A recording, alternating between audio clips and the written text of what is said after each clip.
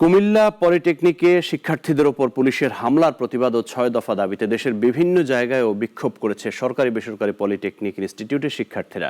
রংপুরে জুমার নামাজের পর ক্যাম্পাস থেকে মাথায় সাদা কাপড় বেঁধে শুরু হয় বিক্ষোভ মিছিল। দুপুরে একই কর্মসূচি পালন করেছে ময়মনসিংহ পলিটেকনিক ইনস্টিটিউটের শিক্ষার্থীরাও। দাবি না মানলে আরও কঠোর আন্দোলনের হুঁশিয়ারি দেন আন্দোলনকারীরা। একই দাবিতে দিনাজপুর ও কুষ্টিয়া পলিটেকনিক শিক্ষার্থীদের গণমিছিল হয়েছে।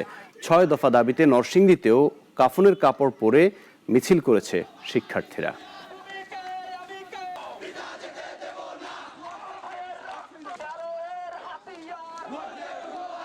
যদি আমাদের এই আশ্বাস বা লিখিত মৌখিক আশ্বাস আমাদের এগুলো না পাই, আমরা কঠোর থেকে কঠোর কর্মসূচি পালিত করবো ইনশাআল্লাহ। যে ঊর্ধ্বতর কর্মকর্তারা আছে তারা বলেছিল যে শিক্ষা উপদেষ্টা আমাদের সাথে বসবেন, শিক্ষা উপদেষ্টা আমাদের সাথে মিটিংয়ে বসবেন, কিন্তু শিক্ষা উপদেষ্টা কালকে আমাদের সাথে মিটিংয়ে বসে নেই এবং আমাদের সময় নষ্ট করা হয়েছে আর কি। মিটিংয়ের আশ্বাস দেওয়ার পরও কোনো প্রকার মিটিংয়ে বসা হয়নি এবং আমাদেরকে কোনো প্রকার প্রতিশ্রুতি দেওয়া হয়নি ৬ দফা সম্পর্কে।